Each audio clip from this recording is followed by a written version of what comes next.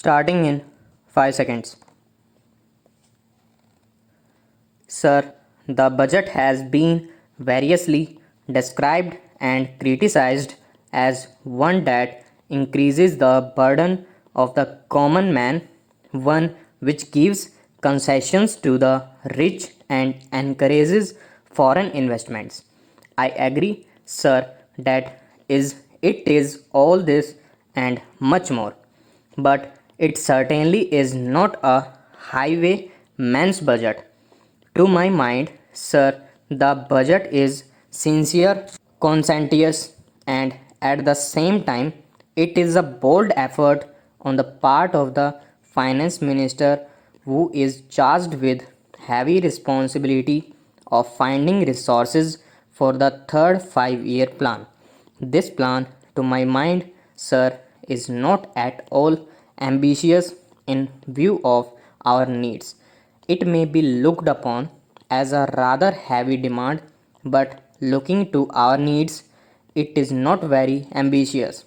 Sir, the fact that even the consideration of the coming generation journal elections could not delected the finance minister from the course which seemed to him necessary and proper should earn him the appreciation of every right thinking man. The common man's interest, as I said, is nearer to our hearts than perhaps some others can claim, or at least it is equally nearer to us, and yet there come times in a nation's history when it becomes necessary for the people to postpone the fruits of their labor and enterprise to secure the future. Here also, sir, opinions may differ. According to the Communist Party, such a time came during the last Great War when they were exhorting people, the common people, to contribute their full might to the war effort. According to us, however, sir, we are passing through such a time at the present moment, and I have no doubt that the common people appreciate this position and will willingly tighten their belts, contribute their full might, and will surely return the Congress to a power having full confidence in the future and looking to a future where their posterity will be assured of far better social and economic order. Who, sir, does not sympathize with the difficulties of the common man? As a matter of fact, most of us come from the that class, and I am sure the finance minister would have linked to do away with some of the levies.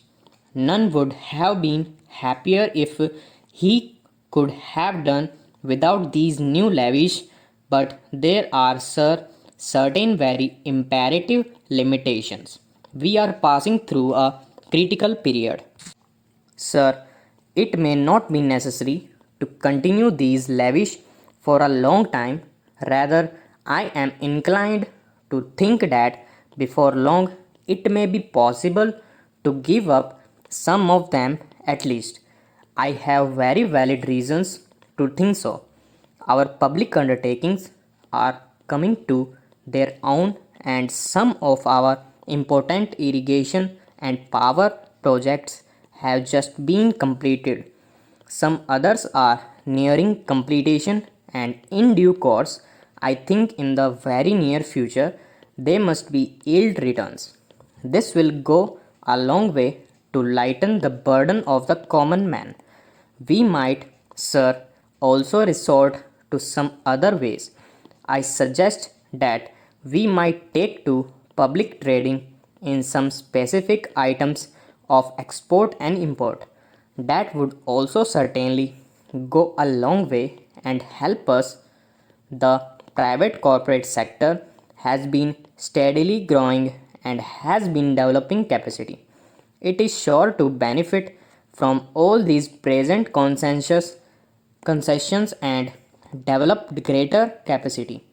This sector must come forward to meet new demands for taxation in the future. I agree that so far as indirect taxation is concerned, it has reached the saturation point, but the corporate sector growing as it is in strength, in vitality, and in capacity will not, I am sure, shirk its responsibility to contribute to the common fund.